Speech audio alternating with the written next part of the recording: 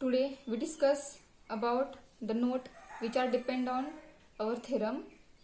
So that note is, first note is y is equal to f of u is a differentiable function of u, and u equal to g of x is a differentiable function of x such that the composite function y is equal to f of g of x is defined.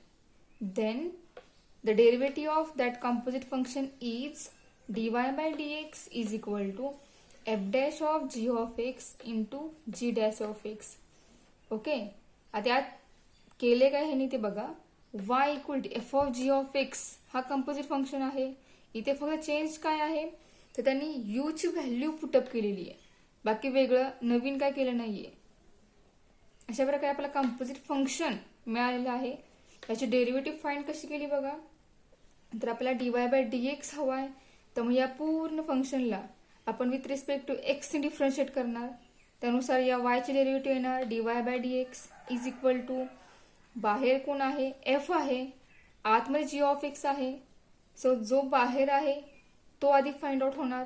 मग so derivative of f is f dash of g of x, then derivative of that function is g of x is g dash of x.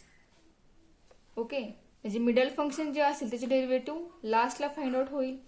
ज्यावेळेला ते derivative find out होईल तेव्हा आपली derivative ही complete होणार आहे त्या फंक्शनची, जे काय फंक्शन असेल त्याची. ओके, सो आपण एक एक्झाम्पल बघूया.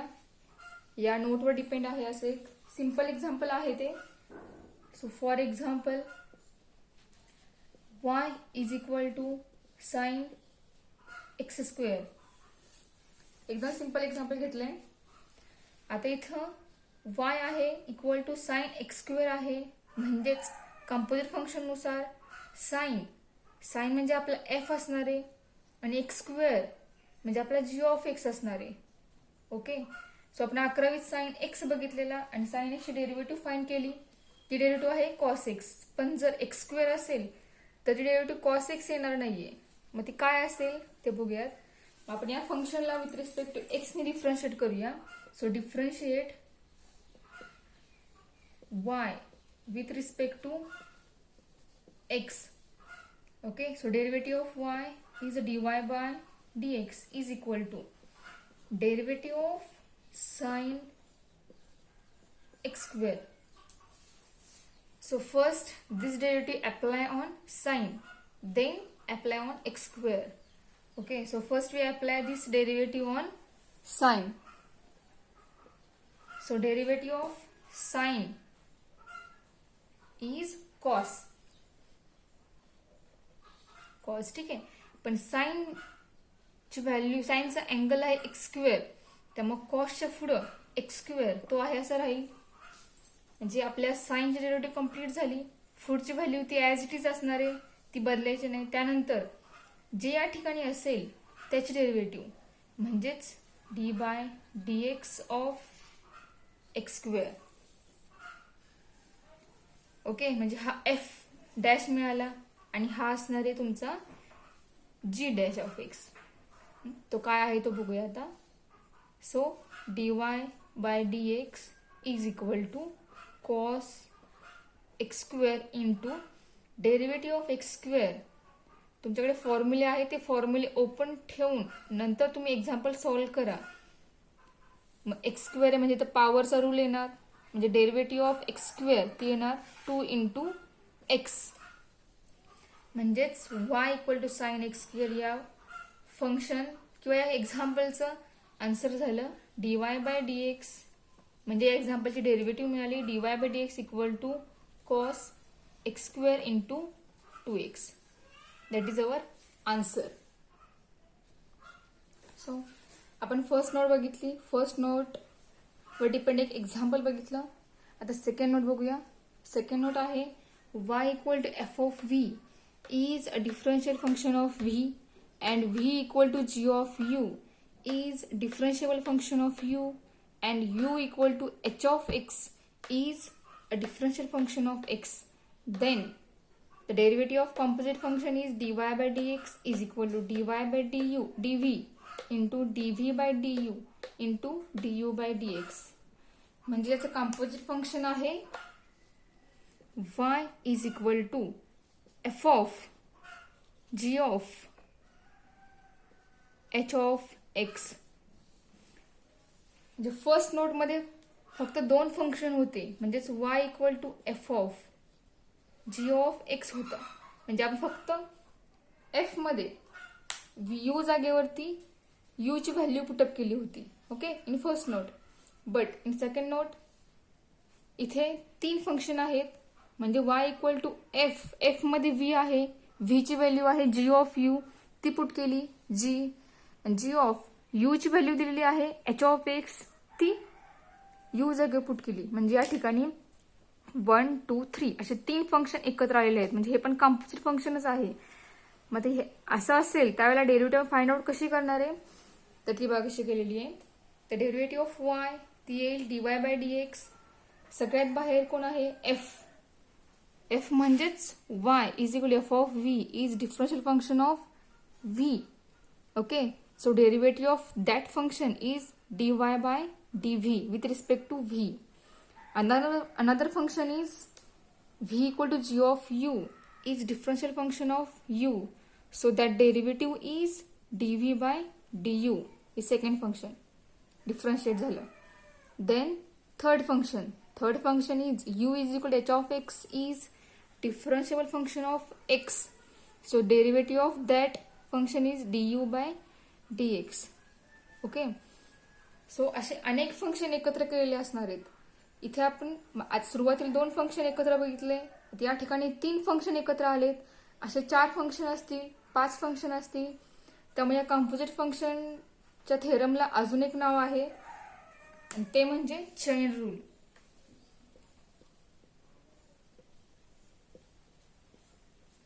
ओके, आपला थेरम जो झालेला आहे त्या थेरमला आपण अजून एक नाव आहे आपल्या पुस्तकात, ते नाव म्हणजे आहे चेन रूल. ठीक आहे. सो आपण सेकंड नोट बघितली, तर सेकंड आणि फर्स्ट दोन्ही नोटवर डिपेंड जे एक्झाम्पल आहेत ते आपल्या एक्झरसाइज 1.1 मध्ये आहेत. मग आपण एक्झरसाइज 1.1 सुरू करूयात. त्यातला फर्स्ट क्वेश्चन, त्या फर्स्ट क्वेश्चन मधलं फर्स्ट एक्झाम्पल बघत आहोत आपण. फर्स्ट क्वेश्चन आहे differentiate with respect to x. Okay, first question मधला हा आपला फर्स्ट क्वेश्चन आहे, फर्स्ट एक्झाम्पल आहे. x³ minus 2x minus 1 bracket raise to 5. Okay, first आपण सुरुवातीला या एक्झाम्पलला नाव देणार आहोत. So let y is equal to x³ minus 2x minus 1 raise to 5. ठीक आहे, आपण सुरुवातीला हे एक्झाम्पल एका मेथडने सोडवू, त्यानंतर मी तुम्हाला सेकंड मेथड सांगेन सेकंड एक्झाम्पलसाठी. So we start the solution of that question. First we consider this equation as u. Late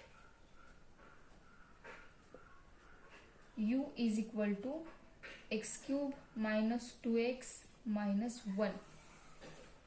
या इक्वेशनला u मानायचं. ठीक आहे. आता आपला पहिला थेरम जो आहे, थेरम मध्ये आपल्याला मेन्शन केलेला आहे. थेरम मध्ये आपल्याला काय सांगितलेलं आहे, त्याआधी आपण या u मानले तो पुट करूया. मग तुमचं y फंक्शन होईल y is equal to u raise to 5. So काय हे नवीन एक्झाम्पल तयार झाले. आता आपल्या फर्स्ट थेरम मध्ये काय सांगितलंय, where y is a differential function of u and u is differential function of x. हा आपला फर्स्ट थेरम आहे. then dy/dx is equal to dy/du into du/dx. हा फर्स्ट थेरम आहे. म्हणजेच y is differential function of u and u is differential function of x, then dy/dx is this. म्हणजे आपल्याला हे पूर्ण एक्झाम्पल सॉल्व्ह करण्यासाठी सुरुवातीला आपल्याला या y dy/du फाइंड करावं लागेल, त्यानंतर du/dx फाइंड करावं लागेल, आणि त्या दोन्ही व्हॅल्यू ज्या मिळतील त्या दोन्ही व्हॅल्यू इथं पुटअप केल्यानंतर जे आन्सर असेल ते आन्सर असणार आहे dy बाय dx, आणि ते आपल्या एक्झाम्पलचा जे क्वेश्चनचा कम्प्लीट डेरिव्हेटिव्ह असणार आहे. सो या स्टेटमेंटला आपण फर्स्ट म्हणूया. त्यानंतर आपण y equal u raise to 5 जे फंक्शन तयार केले यू मानून ते घेऊया. So y is equal to u raise to 5. Now y equal u raise to 5 differentiate y with respect to, आता u इक्वल टू 5 आहे, तर मग या y ला x ने डिफरेंशिएट कोण चालणार नाही, आपल्याला व्हॅल्यू काढायची dy बाय du ची, म्हणजे आपल्याला या y ला विथ रिस्पेक्ट टू u याने डिफरेंशिएट करावं लागेल. सो डेरिव्हेटिव्ह येईल dy बाय du इंटू, या ठिकाणी पॉवरचा रूल अप्लाय होईल, तो रूल आहे 5 u raise to 5 minus 1, that is 5 into u raise to 5 minus 1 होणार 4. ठीक आहे, आपल्याला व्हॅल्यू मिळेल dy बाय du ची.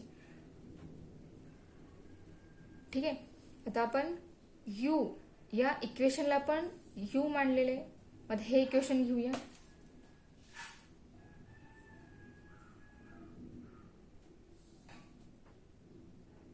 and u is equal to x cube minus 2x minus 1.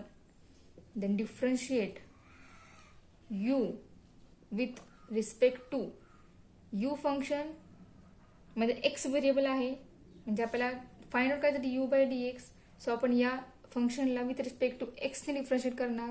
So differentiate u with respect to x, therefore du by dx is equal to, सुरुवातीला आहे x cube, so derivative of x cube येणार 3x raise to 3 minus 1 minus 2x आहे, derivative of 2x होणार 2 minus 1 constant आहे, so derivative of constant is 0. So our du by dx is 3x raise to 3 minus 1 2 minus 2. हा झाला du by dx. So या दोन्ही value आपण या first equation मध्ये पुटअप करूयात. बघा आपल्याला काय मिळतंय.